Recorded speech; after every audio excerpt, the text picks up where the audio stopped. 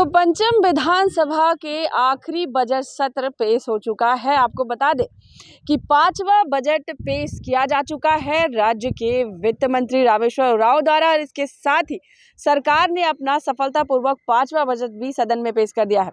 नमस्कार, जोहार, आदिवासी दुनिया में आपका स्वागत है। ये ना है समाचार, ये है जनता के विचार, और मैं हूँ आपके साथ गायत्री शर्मा। आपको बता दें कि बजट पेश होने के बाद आज सदन का चौथा दिन है, और सदन के शुरुआत में ही विपक्ष पार्टी वही मुद्दे को लेकर के नजर आई जिसमें कहीं छात्रों के न्याय की बात की जा रही थी, तो वहीं पेपर लीक कांड की भी बात उठाई गई। दूसरी, जिस तरह से कांग्रेस को बड़ा झटका लगा है गीता कोड़ा का ने जब बीजेपी का दामन थाम लिया है, इससे इन तमाम मुद्दों को लेकर के आज सदन के बाहर विपक्ष पार्टी भारतीय जनता दल पार्टी अपनी बात रखते हुए नजर आई। जहां एक और जेएसएससी सीजीएल 2023 पेपर लीक मामले में लगातार सीबीआई की जांच करने की मांग हो रही है, और साथ ही साथ यह कहा जा रहा है कि अगर सीबीआई की जांच में राज्य सरकार अपनी सहमति नहीं देती है, इसका मतलब दाल में कुछ काला है। वहीं आपको दूसरी ओर बता दें कि दीपिका पांडे यह कहते हुए नजर आई कि जिस तरह से राज्य में भ्रष्टाचार बढ़ रहा है, राज्य में बेरोजगारी बढ़ रही है, ये एक बड़ा चिंता है। वहीं गीता कोड़ा पर अपनी बात को रखते हुए यह कहा गया है कि यह उनकी हाफिजुल हसन यह कहते हुए नजर आए हैं कि गीता कोड़ा जिस तरह से बीजेपी का दामन थाम ली है, कहीं ना कहीं अब वापस से वो एमपी नहीं बन पाएंगी। लेकिन आपको फिर से बता दें कि गीता कोड़ा ने यह कहा था कि तुष्टीकरण की राजनीति कांग्रेस करती है। कहीं ना कहीं कयास यह भी लगाए गए हैं सूत्रों के हवाले से कि गठबंधन की सरकार से खासी नाराज भी गीता कोड़ा चल रही थी। फिलहाल बता दें कि बाबूलाल मरांडी की उपस्थिति में उन्हें बीजेपी की सदस्यता ग्रहण कर ली है। आपको बता दें कि पूर्व मुख्यमंत्री मधु कोड़ा की धर्मपत्नी रही है गीता कोड़ा, जिससे जाने से कांग्रेस को लोकसभा चुनाव के पहले ही एक बड़ा झटका लगा है।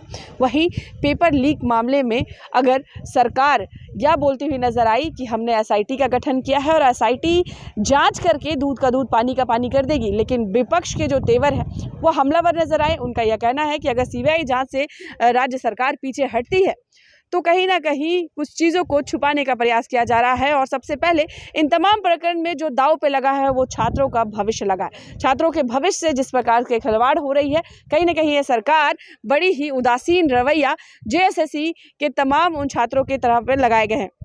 जब हम छात्र की बात कर रहे हैं तो हम एक विवादित बयान के भी ओर आपका ध्यान आकृष्ट करना चाहेंगे कि जिस तरह से प्रदीप यादव यह कहते हुए नजर आए कि पेपर लीक का कांड कोई पहला कांड नहीं है झारखंड में, यह तमाम देश में चल रहा है, कई राज्यों में चल रहा है, और जिस तरह से यह संख्या 43 ऐसे प्रतियोगिता परीक्षाएं हैं जिसमें पेपर लीक का मामला सामने आया है।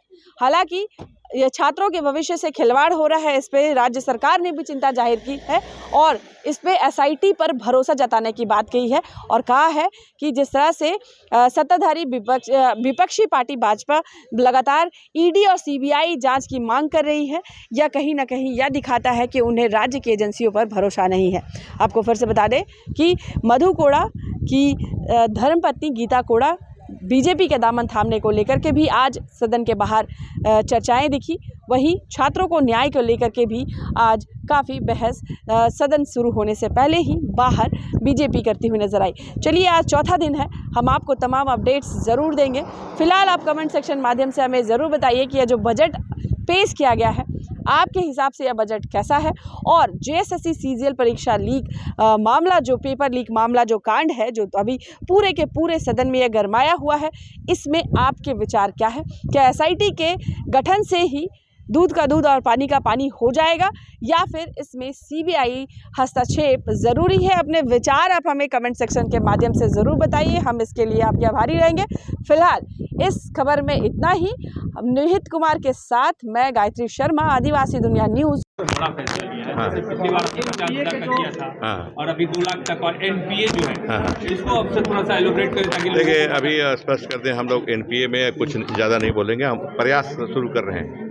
एनपीए बैंक नहीं मानती एनपीए को माफ़ी नहीं देंगे बोलते, उसका अपना पॉलिसी है, कुछ नहीं कर सकते हम। लेकिन 2000 से ऊपर और 2 लाख के अंदर जो कर्ज है, लगभग 3 लाख ऐसे लोग हैं, किसान लोग जी। तो हमने अपने घोषणा पत्र में लिखा था 2019 के घोषणा पत्र में कि 2 लाख तक को देंगे। तो समय आ गया है कि हम 2 लाख तक के लोगों को, किसानों का लोन माफ़ कर रहे हैं। ऐसे लगभग 3 लाख के आसपास लगभग 3 लाख। ये तो बड़ी मतलब एक तरह से किसानों को राहत होगी। और सरकार स्वास्थ्य के क्षेत्र में जिस तरीके से आपने कहा सर कि एक नया एक सेकंड ये सवाल खत्म होने दीजिए ना भैया। हाँ। पूछ रहे हैं तो आप हाँ ये चलिए। तो एक बड़ी, क्योंकि किसान आंदोलन भी हो रहा है देश के भीतर, किसानों को लेकर बड़ी बात हो रही है, तो ऐसे में झारखंड गवर्नमेंट का ये स्टेप, इसको कैसे आप कहेंगे किसानों के हित में है या किसानों के लिए क्या कहें? किसान कर्ज से दबे हुए हैं, चुका नहीं पा रहे हैं, बैंक से उनको तंग करती है, जो अजीब है। वो बैंक तो कमर्शियल कंसर्न है, अपना पैसा वापस लेगी ही। तो उनको राहत देने के लिए हम 50,000 से ऊपर 2 लाख के अंदर हम कर्ज माफ़ी दे रहे हैं, तो निश्चित रूप से किसान लाभान्वित होंगे। ठीक है, चलिए। स्वास्थ्य के क्षेत्र में सर हाँ, हाँ, हाँ। मेडिकल कॉलेज और जो रिम्स और रिम्पास के जो कैंपस है वहाँ मेडिको सिटी, हाँ मेडिको सिटी करेंगे। क्या कुछ उसको लेकर योजना है सर? योजना है, विभाग के पास योजना है। हम तो अभी आपको योजना बताए हैं कि क्या कैसे करेंगे। को वर्क योजना तो वर्क स्कीम तो उनके पास है, विभाग पास, उससे पूछ लीजिए क्या क्या करेंगे। चलिए एजुकेशन सेक्टर में सर थोड़ी सी नहीं, देखिए बहुत इम्प्रूवमेंट हो रहा है। अमाउंट पर मत जाइए। एक तो पंचायत लेवल, ब्लॉक लेवल में बेहतर करने जब करा रहे हैं। अब आजकल क्या क्रिटिसिज्म होता है कि थोड़ा सा भी पैसा कमाते हैं लोग तो अपने बच्चों को प्राइवेट स्कूल भेजते हैं, है ना? क्रिटिसिज्म, अवेलिड क्रिटिसिज्म है। मैं कहता हूँ this is a valid criticism कि हमारे पास अगर आमदनी थोड़ी सी भी हो जाए तो हम अंग्रेजी स्कूल में अपने बच्चों को पढ़ाएंगे, हम सरकारी स्कूल नहीं। मतलब है गुणवत्ता अच्छी नहीं है, ये लोग ये समझते हैं। उस गुणवत्ता में सरकार सुधार ला रही है। 80 CM स्कूल्स ऑफ एक्सलेंस शुरू किए हैं, जिसमें CBSE की पढ़ाई होती है।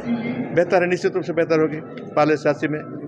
उसी तरह से प्रखंड में भी हम लोग उन्नतापूर्वक शिक्षा देने के लिए स्कूल में सुधार ला रहे हैं, पंचायत में भी सुधार ला रहे हैं। तो पहले से स्कूल बेहतर होंगे। अभी संख्या की बात नहीं कीजिए, खर्चे की बात मत कीजिए, हम सुधार में लगे हुए हैं। चलिए। बातें की थी जिस समय उन्होंने कहा था कि हम माफ़ करेंगे, आप याद करिए उस जी। अब पूरे 4 साल गुजर गए, 2 लाख रुपया तक उस समय भी बजट में ही कहा था।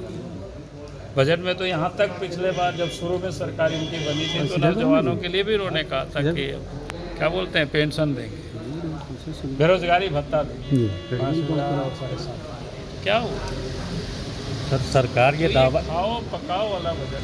सर सरकार ये दावा कर रही है कि आर्थिक रूप से राज्य मजबूत हुआ है।